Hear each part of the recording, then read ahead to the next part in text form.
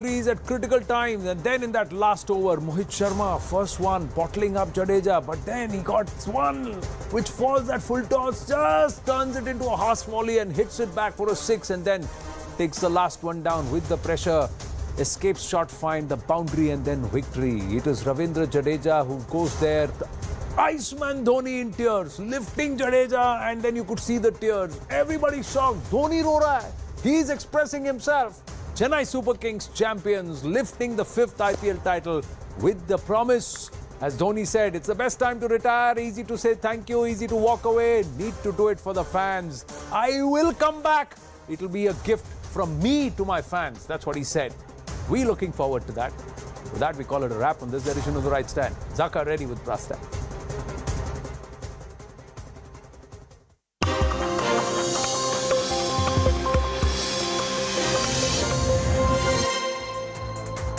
Good evening, this is Brass Taxam, Zaka Jacob. There were dramatic scenes today at Haridwar as the wrestling champions, Olympians Sakshi Malik, Vinesh Phogat and Bajrang Punia decided to drown their medals in the holy Ganga. There have been daggers drawn with the WFI president Brij Bhushan Sharan, against whom at least 7 wrestlers, including one minor, have accused him of sexual harassment. But eventually, after sitting at the Har Ki Paudi for over an hour, farmer leader Naresh Tiket reasoned out with the wrestlers and took away their medals. Later, speaking to the media, he said the government has been given a 5-day deadline to act against Brij Bhushan Sharan. On the other side, the WFI president is absolutely confident that he's innocent and that this entire thing is a political drama that's been enacted against him by the wrestlers, at whose behest he has refused to reveal up until now. So the big question we're asking is, who is then playing politics in this big fight between the wrestlers, who are the nation's pride, and it's an utter shame that it has to come down to this, them threatening to drown their medals in the Ganga, and a WFI chief who is digging his heels in without stepping down or fear of arrest.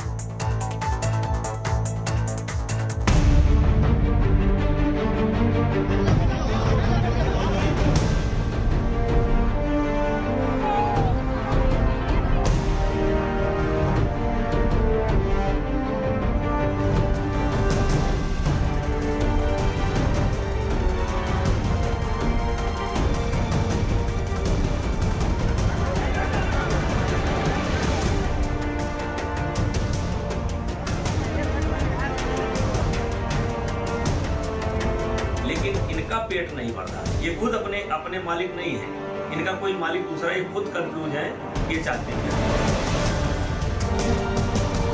सरकार के द्वारा और विशेष रूप से प्रधानमंत्री जी के द्वारा जो समय समय पर महिला सशक्तिकरण की बात करते हैं, उनको सम्मान देने की बात करते हैं, कि इनसे वार्ता करते, इनकी समस्याओं का समाधान करते। Please saddened that our country has reached a position where wrestlers who have given their lives, their blood, their sweat to do well for India and for themselves have won medals, and today you are forcing them to go and throw their medals into the river.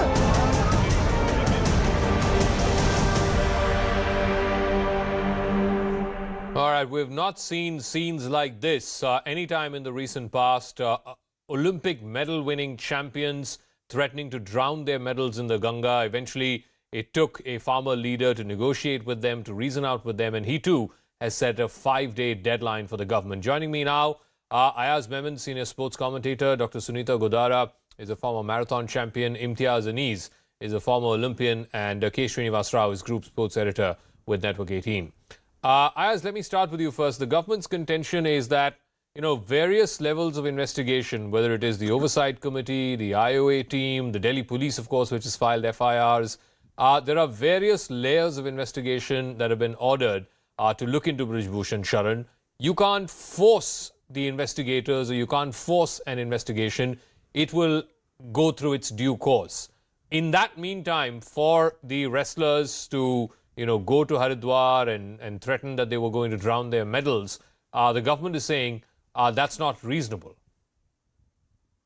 Yeah, but I think, Zaka, one needs to look at why things have reached such a sorry state. Why have they reached this stage? I think the issue is it could have so easily been handled about 2 months back or 3 months back. It was a federation issue. It could have been resolved at that level. Yes, it didn't remain there. It spilled over into something bigger. The IOA should have stepped in a little more aggressively, more purposefully. And then, of course, there was the sports ministry also which got involved. And, this oversight committee, first of all, I don't like the term oversight committee. What oversight means something else. So, there was a committee to inquire. I think what should have been the focus or the thrust, there is a grievance. We will have a fair inquiry into what the grievance is. And the grievance, it's not just about insubordination. It became something larger and bigger. It became about sexual harassment. And that's where I think the government, the IOA, the sports ministry should have got a little more, taken it a little more seriously and aggressively to resolve the issue. I think that's where, and not doing that, I think created a kind of a mistrust in these athletes that यहाँ पर कुछ काम नहीं हो, हमारी बात कोई नहीं सुन रहा है. That kind of a scenario. I think that created a chasm which has just grown wider and wider as the days have passed. Dr. Sunita Godara, I think Ayaz is a point. We have seen instances in the past where players have had problems, individual players have had problems with their respective federations. It could be over pay, it could be over playing conditions, it could be for a whole host of reasons. But the fact that these were very grave charges, these were sexual harassment charges, 7 wrestlers have made those charges. There are 2 FIRs. One of those wrestlers happens to be a minor. And in POCSO, the law of the land is that if a minor is leveling sexual allegations, then arrest is almost immediate. It is almost automatic. The onus is on the accused person to prove his innocence. Despite that, for the government not to weigh in as seriously and as heavily as it should have done. And also what the wrestlers are asking is that, who is Brij Bhushan Sharan? I mean, where does he draw his power from? He's not a minister or, a cabinet minister, or he's an MP. Okay, that's fine. But he's also accused of very grave charges. And whatever is happening with these stalwarts, these Olympic medalists and all, this is, what happens last night was, it proves that 99%, we are now banana republic, only 1% are enjoying the power, and 0.9% out of that following their whatever orders they are giving. And with the medal winners, with the awardees, Padam Shri, all these have come to this status, like every day, day and night, they were harassed. So the oversight committee was out of sight. They cheated them. Where is now that oversight committee? You make a committee only for 5 days or only for 1 month. After that, what are they doing? Then secondly, the police mishandled them every day mishandled them. I went there first 2 days and I saw, it was like a killa bana diya tha, jail. And government or say sports ministry just ignoring them. They are at Jantar Mantar. They need your support. They need sports ministry support. They need IOA support. They need government support. At least some assurance. But nothing was done. Otherwise, first day when they said, if sports ministry wanted, they always say, we cannot do anything with the federation because they are autonomous body. Very wrong. They can do everything if they have ethics commission. Like NADA, nobody can challenge. WADA, nobody can challenge. Same way, if they have ethics commission in place. They have on paper. In 2012, they made a committee with 11 retired judges. But where is that committee? What are they doing? Either those judges, they don't know. And I've got that committee, I got out this. And the names are all retired judges are there in the committee. This is Ethics Commission of IOA, but not working. So if they don't have, the girls don't have any redressal place where they can go and complain. Where do they go to and who do they turn to? Supreme Court did something. So and after that, what happened? Nothing. Let me ask Srinivas Rao, the government's contention, and you must have seen this as well by way of government sources saying that, they have no right to drown their medals in the river because the government spent, and they've given out some detailed breakup of how much money has been spent on the training of these individual athletes. And the government's contention is that it's not just Sakshi Malik's medal or it's not just Bajrang Punia's medal. The whole nation has, rights to that medal because the government and the taxpayers' money has gone into training these athletes. Do you buy that? Does that seem like a coherent defense? The money angle makes it a bit ugly, Zakai. It's like, I have invested in this robot. I have invested in the science behind this robot. I have paid for the battery. So I will make sure that the robot continues to be active. It's like that. The narrative doesn't seem right.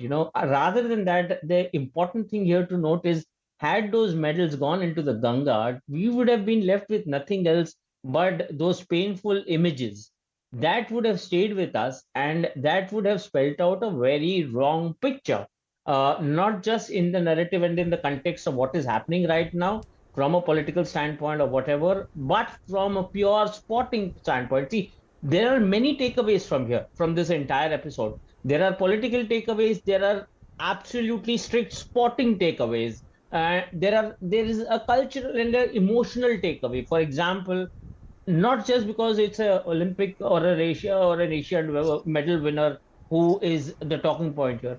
When a woman says that my modesty has been outraged, when a woman says that I have been harassed, percentages do not matter. The point that she has said that her modesty has been outraged is good enough for the country and for everybody, all of us, to sit and take it seriously. I think that is the bottom line.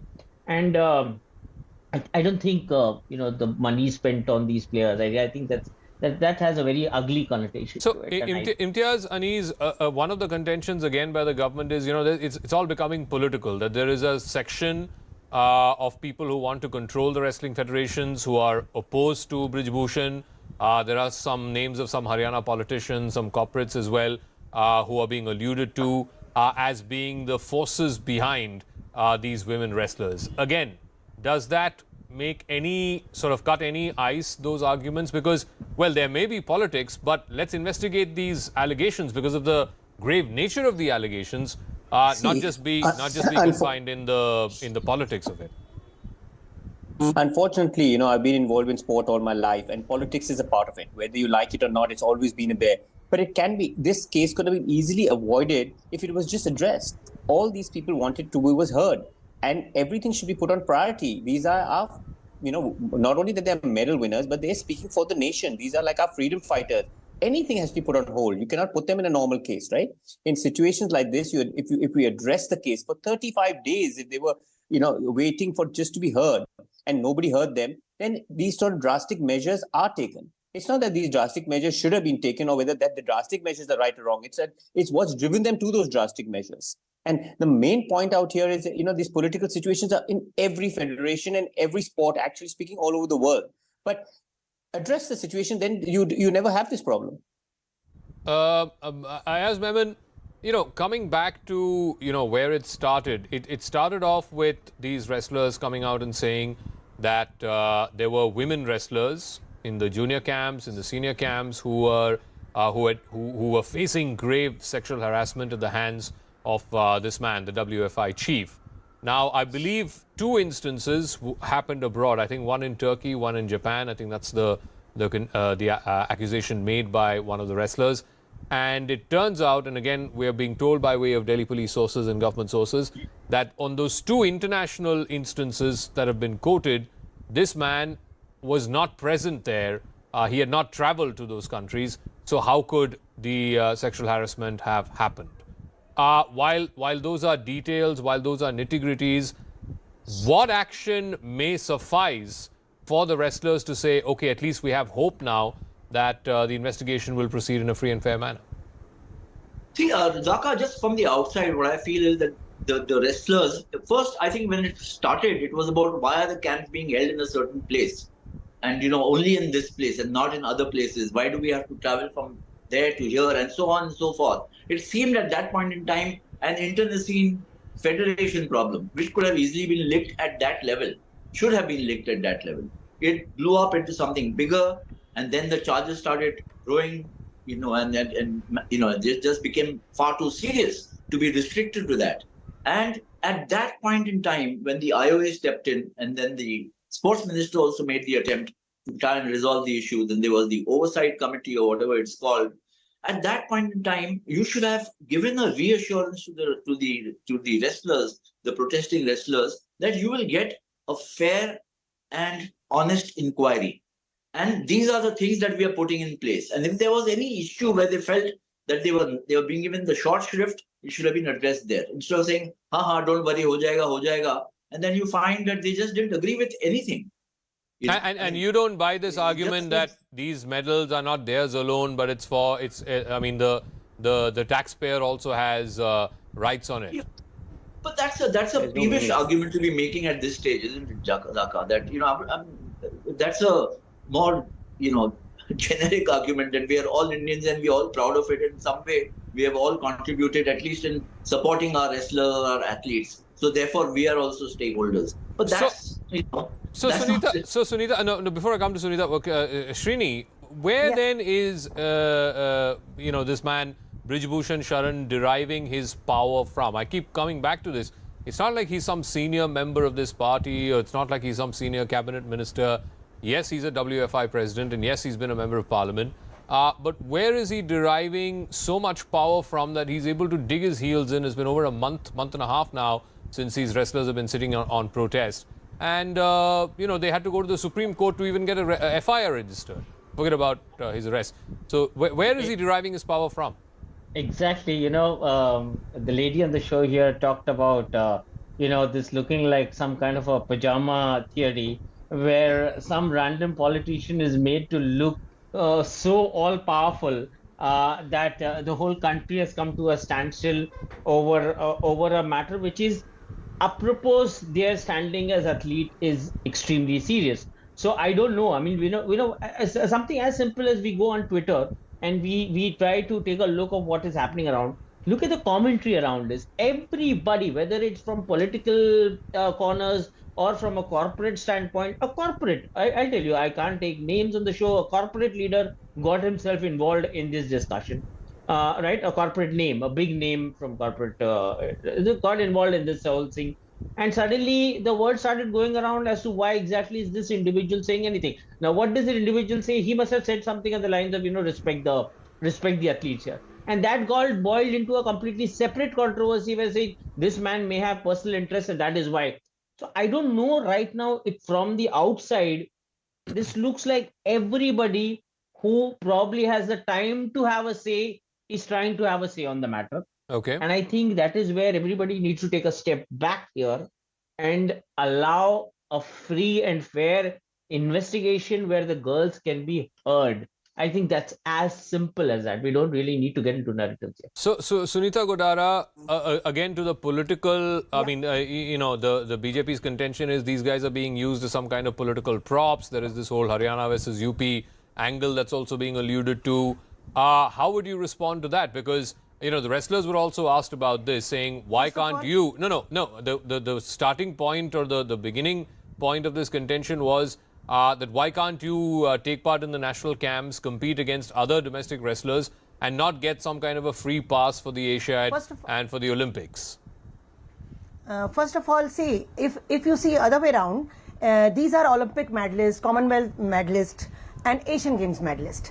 And if they want wild entry card for the direct trials for the international, which is very correct. In marathon also we always get wild entry for the Asian marathon. If I'm the winner, next Asian marathon I'll get wild entry. Same happens in the tennis. And here if they are not going for state or nationals, they are giving chance to other athletes to win the nationals.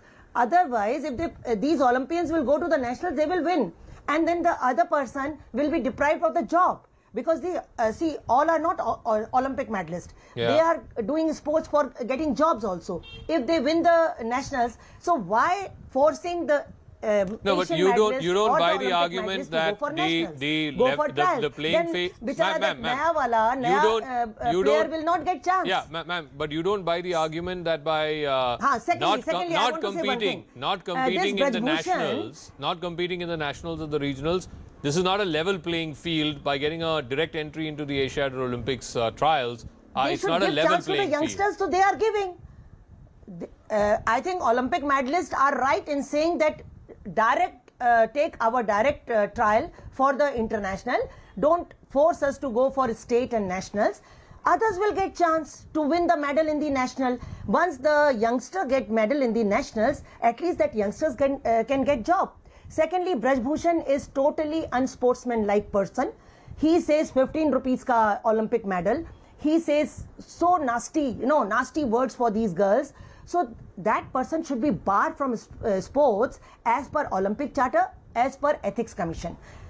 IOA can do that. Sports Ministry can do that. They have all powers to bar him from sports if he's behaving like this. All professional misconduct doing every day on TV, and it is proven we had on TV. A There are statement proofs from one of the world wrestling bodies just moments before the show began, and I want to ask Imtiaz Anees. I believe they've said that within a certain deadline, I think it's in the next month or so, there have to be elections to the WFI president's post.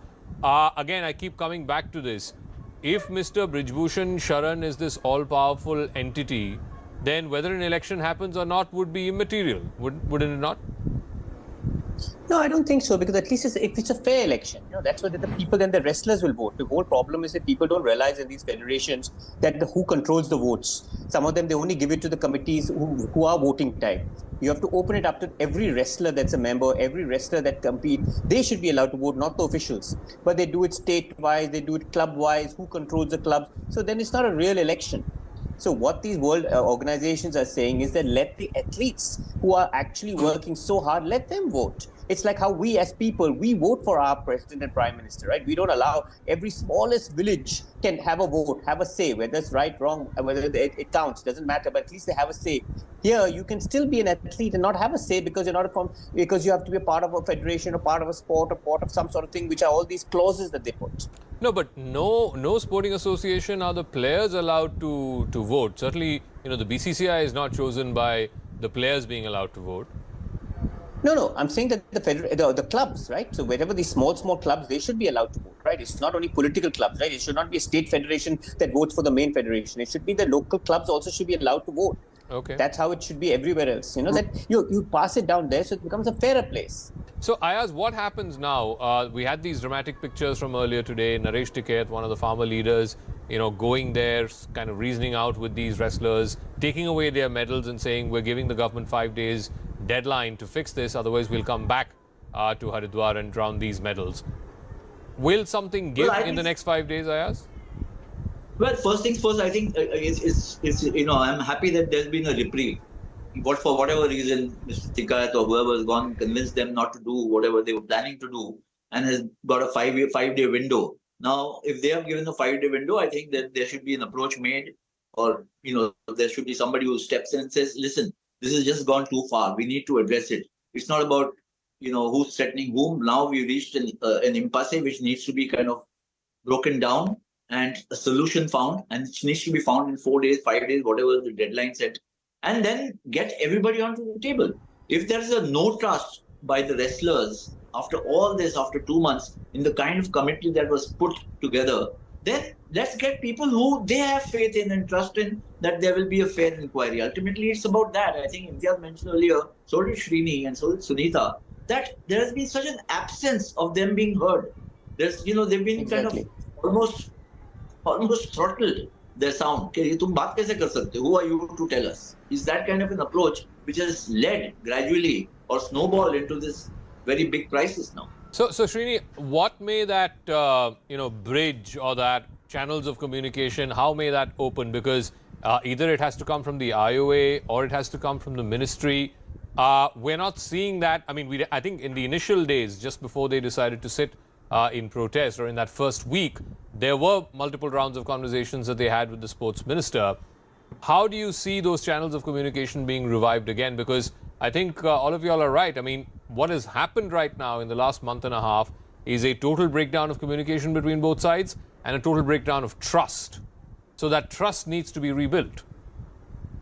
Daka, I think the core to this, the answer to this whole mess lies in a very simple solution, and that is that the women here in picture, they have made an allegation. The allegation is serious.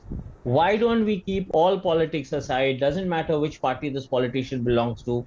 Apropos everything, the fact that a woman has made an allegation saying that her modesty has been outraged or whatever. It's a sexual harassment, and that's a very serious allegation, basis on which this politician who should recuse himself, step aside and say, until the investigation gets over, I'm going to stay away from my chair. As simple as that.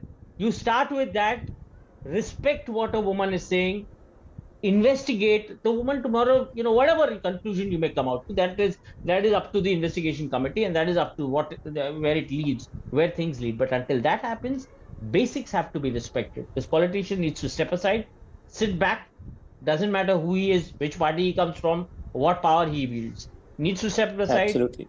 And an investigation needs to happen. But you don't buy the argument that Brij Bhushan Sharan seems to be telling everyone that A, he has done nothing wrong, and B, if he has done nothing wrong, stepping down, even if it's pending inquiry, will make him look guilty.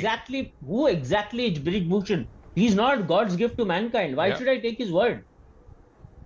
There is a woman who's won a medal for India. If she's saying that, the politician, this man has been responsible for something, I would want an investigation. Tomorrow, if this man is free, then hold the guilty responsible. I'm not saying no, but until then, it is just basic human dignity that you step aside, you say that I will recuse myself, and I will allow a free and fair investigation to go ahead. Okay. And that's it. I mean, put a time frame to it, and then if you are really innocent, come back, take your chair with your head held high. Why do you have to go through all this? Sunita Godara, the grain that goes again, and by the way, I just want to say this for all our panelists and also viewers watching. I'm just trying to play devil's advocate here because, everyone agrees, and all the panelists agree, everybody who's watching agrees that something needs to be done about this. It's shameful that these wrestlers have had to sit on the streets for the last month and a half. And then, of course, what happened on Sunday, how they were forcibly evicted from there. Yeah. And today, what happened, the threat of, them drowning their medals. But I want to come back to the question of, even if there were to be elections announced for the WFI, there is no guarantee that Brij Bhushan will lose. From whatever we know, he still seems to control or at least have the loyalties of many of the state associations. That's true. That's true. And secondly, why can't Sports Ministry or IOA, as per our Olympic Charter, they take the action? And this person should be live banned from sports because he has given so many derogatory remarks, to the girls and about the Olympic medal. Whatever he has said, he has no right to stay in the sports field as per Ethics Commission. I'm not saying this is not my view. Ethics Commission says, Olympic Charter, sports law says, anybody who is not respecting sports should not be in these sports. And if any official doing any professional misconduct should be barred from sports. Simple, very simple. They can resolve the problem by putting him out of the sports. But in India, anyone doing any corruption, they again come back. It's not only this federation, other federation also. You see Commonwealth Games. But ma'am, the government's contention is WFI, like any other federation, is an independent body. They can't do anything inside an independent body. That's the government's contention.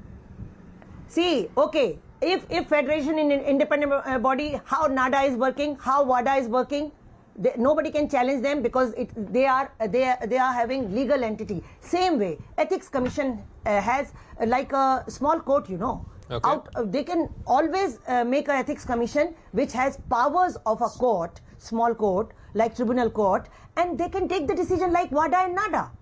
Okay. Nobody challenges. Never. Even when there was this administrative issue in the BCCI a few years ago, the matter had to go all the way up to the Supreme Court. The Supreme Court had to appoint a committee of administrators to fix the mess. So, government's contention is that... Let me ask Ayaz that. Government's contention is we have nothing to do here. These are independent federations. Zaka, I think that, I think that it's they're not being consistent over here because they did move in, they appointed the oversight committee, it didn't work out. I think what Srini is saying, what Sunita has also said, and so has Imtiaz, there is an immediate solution in the limited time frame. The WFI president moves aside and says, once everything is cleared up, the inquiry is done. Yeah. I have nothing to hide. I am blameless. he comes back. But till that time, if the grievance is so high and it's so acute and the charges are so grave, then you can't take a position that, I'm just being maligned and therefore I must teach them a lesson. I think, and then it creates its own kind of turmoil and it becomes, where everybody come and fish in this kind of water, in murky waters. There's also all this talk of, political parties have gotten and so-and-so has gotten, investment interests have gotten. Yes, that is all bound to happen. That we all know. Every night you do a show and a lot of it is about all that. But in this case, I think that you look at the time frame, almost for 2 months, and we haven't moved an inch. In fact, we've just gone further and further backwards. And that's what is alarming. You have pushed this whole, this whole episode and has been made so unsavory because there's just no action taken to resolve the issue. So, Srini, final word. Now there is a 5-day deadline after which the protesters are saying that they will come to India Gate. Again, Delhi, they don't allow you to protest outside India Gate, or they don't allow you to, march towards Parliament as they wanted to do on Sunday.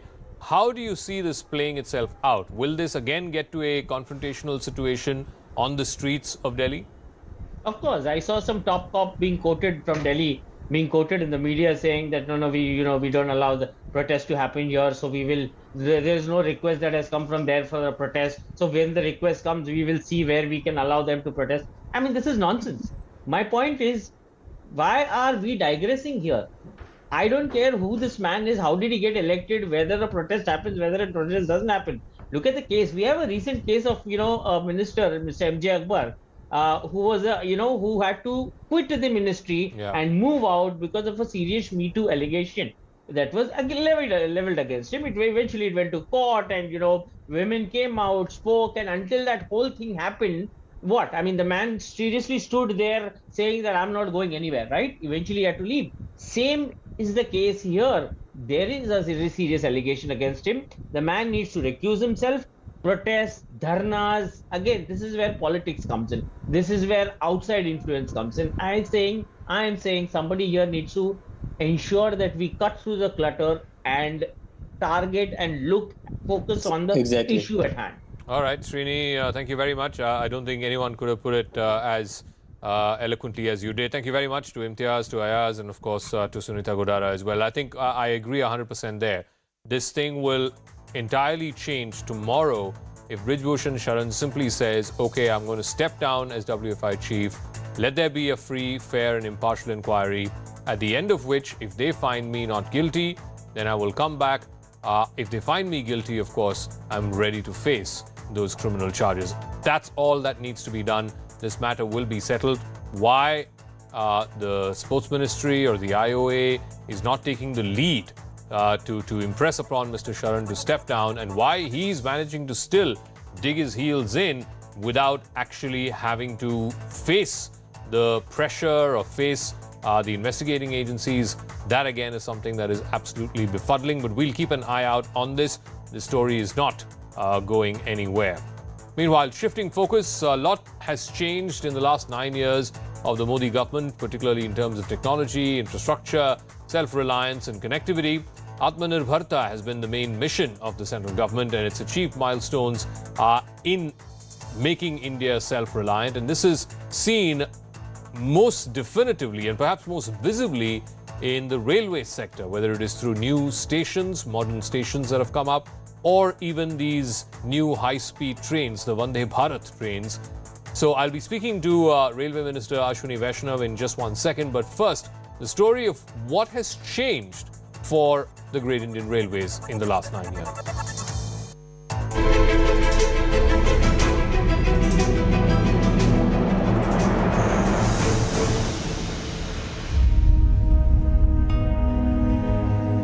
आज चुनौती ये नहीं है कि आप कितने efficient हैं, बल्कि चुनौती ये तय करने में है कि जहां जो डेफिशिएंसी है वो कैसे दूर होगी. India's target is clear, a 5 trillion economy, and to achieve that, the Prime Minister has made up his mind.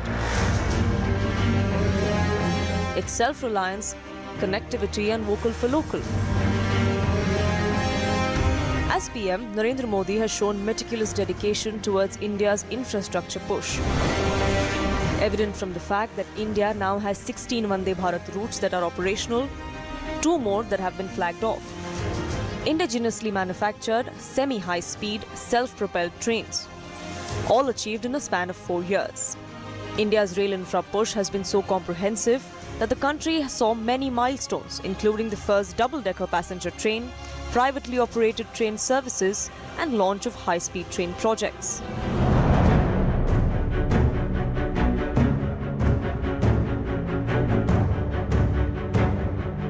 यदि लक्ष्य दुरंत है, यात्राएं दिगंत है, समंदर और चुनौतियां अनंत है, भारत का उत्तर है Vikrant.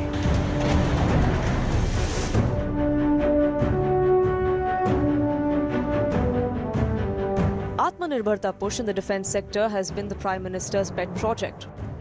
And that push ensures our forces not only are better equipped, but are also proud of its self-reliance. Just recently, the Indian Navy achieved a historic milestone by undertaking a maiden night landing of MiG-29K on INS Vikrant. जो सुविधा शहर को उपलब्ध है, वो सुविधा गांव को भी उपलब्ध होनी चाहिए। अगर शहर में बिजली जगमगाती है, तो गांव में भी बिजली जगमगानी चाहिए। अगर शहर के लोग मन चाहे तब टीवी देख सकते हैं, गांव के लोग भी देख सके।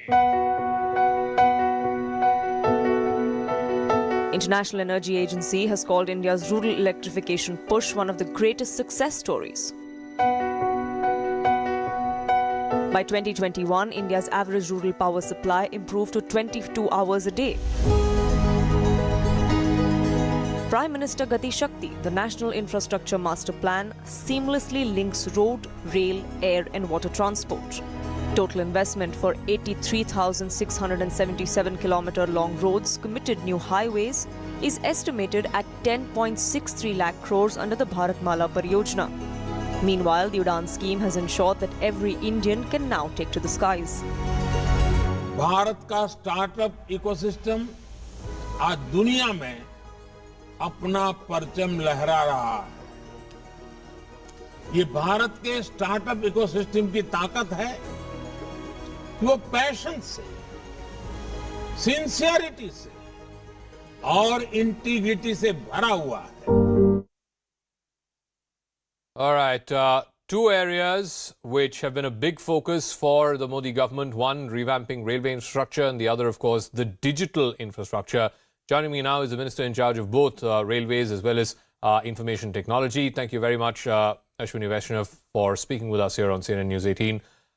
It's been 9 years of the Modi government, and the one sector which has seen visible change in these 9 years is railways, whether it is through new railway stations or these modern high-speed Vande Bharat trains.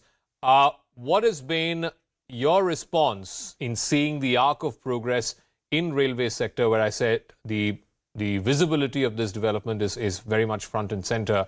As the minister in charge, what are your thoughts today? Absolutely. In the last 9 years, Prime Minister Shri Narendra Modi ji has totally transformed railways. You go to the railway stations, they are spick and span, they are very clean. The trains are running on time. All the toilets have been converted to bio toilets. There is a total transformative change in railways. If you look at the previous 60 years, just about 30,000 kilometers were electrified. In the last 9 years, 40,000 kilometers have been electrified. If you look 9 years back, only about 3.5–4 kilometers a day new tracks were laid. Today, 14 kilometers a day, which means 5,000 kilometers in a year. So in the last year, if we compare, the entire network of Switzerland has been added to Indian railways. That kind of changes happened. Okay. 1,275 stations are being developed as world-class stations. So that's the kind of change which is happening. Kavach, world-class safety system, that is being installed. So every aspect of passengers' journey is finding a transformative change, and when we meet the passengers, they give this feedback and they they realize what kind of change that has happened in their lives. The other ministry which you deal with is, of course, information technology. And one of the things that's being said is that the government needs to do more to try and control the impact that the big tech companies have. World over, we're seeing this. We're seeing this here in India as well, that a handful of big tech companies, multinational, transnational technology companies, are actually reducing the power of governments, are reducing the power of individual consumers. So what is your government and your ministry planning to do about that? In fact, the entire world has today realized that unlike many other countries where the big tech is dominant, they control every transaction, India has actually created a new model. That model is of India Stack, which was created as a part of the Digital India initiative. In this model, no big tech is able to dominate any transactions. For example, the payment system. The payment platform was created using public funds, and startups, industry, people, everybody joined. More than 300 million users have joined. Many startups are there. Everybody is providing the service and they are competing on the basis of quality of service. Okay. This kind of system the world has acknowledged, officially accepted in G20 and G7 and SCO. All these global forums have organized, and today and now Japan has also accepted the importance and the power of this concept. They have agreed to adopt the UPI payment system. What? So our model is of democratizing technology versus the other model in the rich countries where technology is in the hands of some dominant players. Okay. One of the criticisms by the opposition is that while there's been this physical infrastructure upgrade, digital infrastructure development, they say that two issues where the Modi government in the last 9 years has failed the people of India. One is price rise and two, unemployment, both of which are going up in India. And also they say India, which was a democracy, a functioning, vibrant democracy, according to them, is slipping into the territory of an electoral autocracy. How do you respond to that criticism? Absolutely not. I don't agree with this. See, social infrastructure also has seen huge changes. Take the case of AIMS. Up to 2014, there were only 7 AIMS. Today, there are almost 20 AIMS. So, every sector, whether it is education, whether it is healthcare, whether it is providing basic amenities to the people in the villages, everywhere people have seen a transformative change, and that change is what giving that huge trust in Prime Minister Narendra Modi ji's way of functioning. He has converted, he has shifted in from keeping the poor as a vote bank to a very committed, very sincere, very dedicated way of bringing the benefits, bringing a transformative change in people's lives. And finally, after the Karnataka election result recently, and the opposition is saying the Karnataka results, where the BJP lost quite badly and the Congress won a big victory, they say the result is basically illustrative or is an example of the limitations of Modi Sarkar, the limitations of this double-engine government that you go around professing. They're also saying that Karnataka was just the beginning. You're going to see similar results in state elections that are coming up, Madhya Pradesh, Chhattisgarh and Rajasthan. Of course, you hail from Rajasthan. So how would you counter that? In Rajasthan, the people have, almost everybody has understood the deep level of corruption of Ashok Gehlot government. People have understood how the government is not even able to do something as simple as conduct the exams for jobs in a proper way. There is paper leak day after day. In contrast, if you look, Prime Minister Modi ji's way of working, railway recruitment for example, more than 1 crore applicants, more than 300 cities in which examination happened, more than 700 shifts in which the exam was conducted. Flawless. Not a single complaint of any paper leak. That's the kind of thought process people want. Delivery, People want proper, absolutely clean governance, and the Modi government has shown that, demonstrated that, first in Gujarat during Prime Minister Modi ji's chief ministership, and now at the national level. Okay. So people understand this. People are looking at that as their future. All right, Ashwini Vaishnav, for the moment, thank you very much for joining us here on CNN News 18 and for speaking to us on the 9 years of the Modi Sarkar. And finally, we'll also wrap up with yet another exclusive interview, and this is a big one. In his first television interview after assuming charge as the new US ambassador to India, Eric Garcetti decoded the importance of the India-US relationship right now. Remember, it's coming just a few weeks before the Prime Minister visits the United States for what is the first ever state visit in the 9 years that he's been Prime Minister. Ambassador Garcetti sat down with me and gave a wide-ranging interview where he talked about the importance of the Indo-Pacific in the current global order, the challenges that have been thrown up by the Russia-Ukraine war, and Chinese expansionism, including here in the Indian neighborhood. This is Eric Garcetti, US Ambassador to India. All right, it's a very, very interesting time in the India-US bilateral relationship. The Prime Minister is going to be going to the United States for his first ever state visit. That's going to be a phenomenal thing in and of itself. There are going to be events around it. But to talk about the state of the current relationship, what are the growth opportunities and the challenges therein, I have with me the one and only Eric Garcetti, the US Ambassador to India. Yes. Thank you very much for speaking with us here on CNN News 18. It's a great pleasure to be with you. Thank you for coming by. All right, so you've been out and about here in India for a couple of months now almost. Yes. How's it been? How's your experience been so far? It's been phenomenal. It feels like this is home. It feels like a place that has changed so much from the time I first came here when I was a teenager. But what hasn't changed is the spirit, the warmth of the people, the tie to history and culture.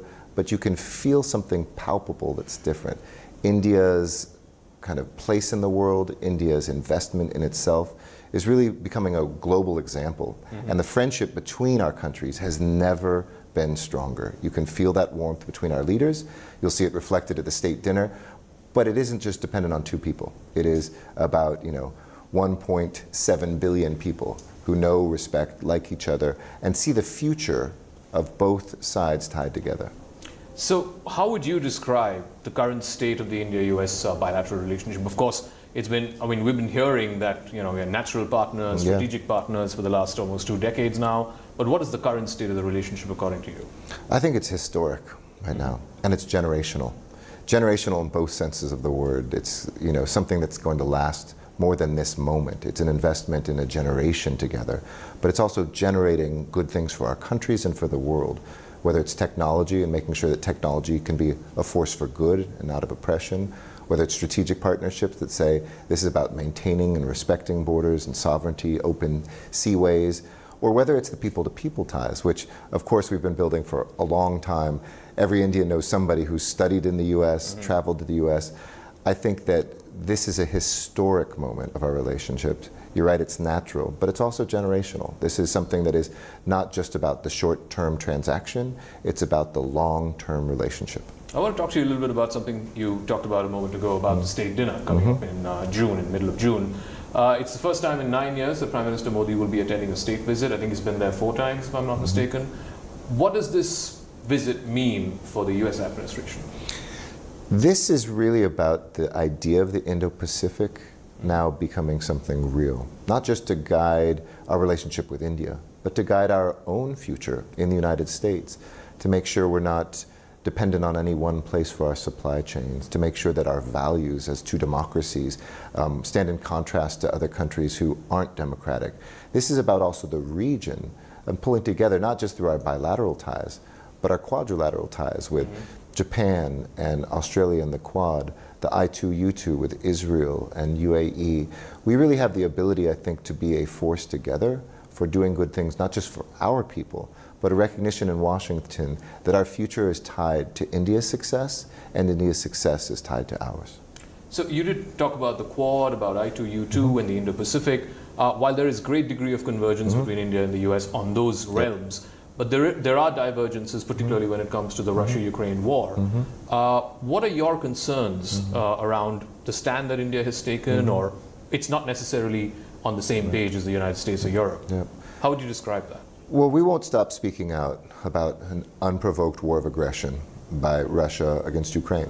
And I think when I talk to my Indian friends, sovereignty and borders matters a lot in this country, and they understand why the United States believes that that rule of law, that central tenet of international relations, has to be respected and in some cases even fought for.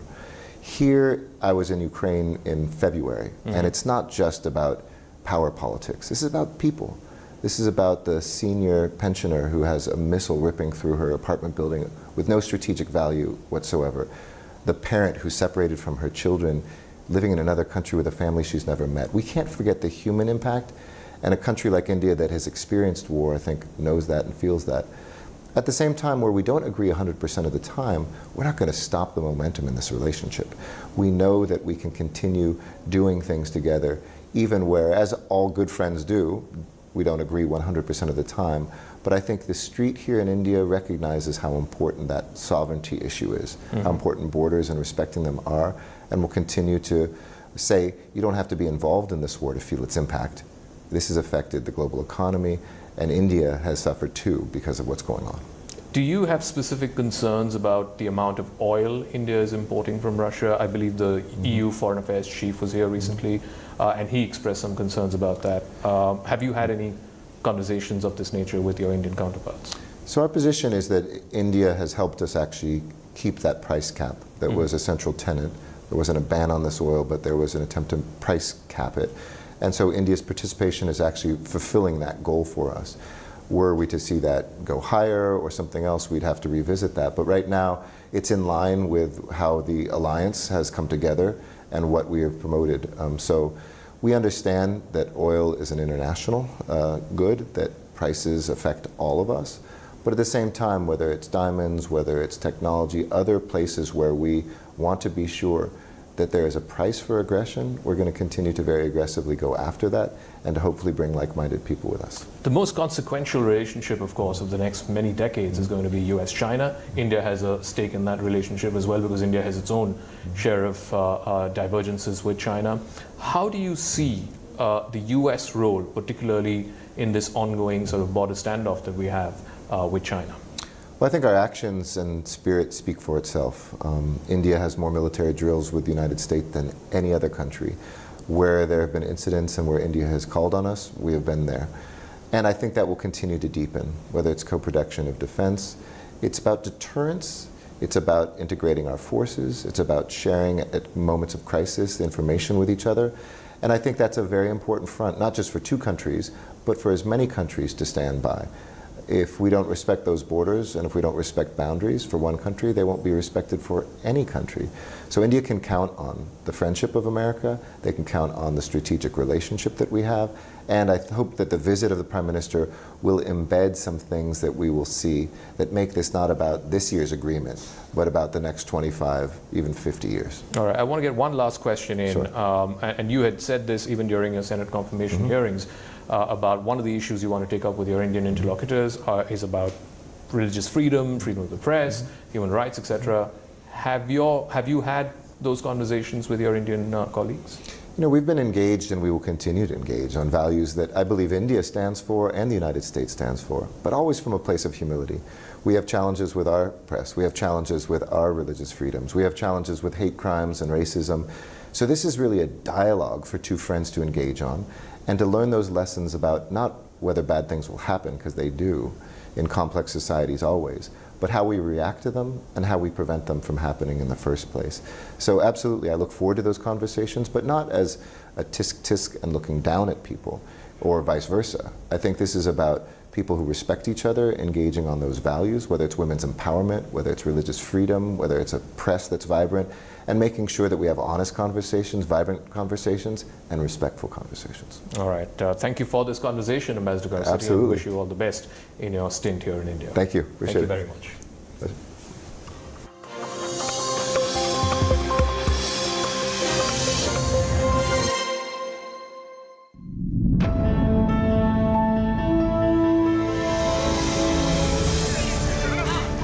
The Congress has taken weakened hugely. Just compare this to 2018. This is 2023 right now. 2018, look at the sea of saffron here. It was BJP 34 out of 56, the Congress only 19. But this time around in Karnataka, it's almost the opposite story. The counting has begun. We have got the first call. First one we are getting from Bellary City, constituency number 94, Zaka. The Reddy brothers, Somashekar Reddy of the BJP is fighting. His brother Gali Janardhan Reddy has formed his own party. Talking about Ramnagar. Assembly constituency has around 1.5 to 2 lakh voters. Which means even if it is a voting percentage of 70 or 65, still it's a substantial number of votes which is yet to be counted.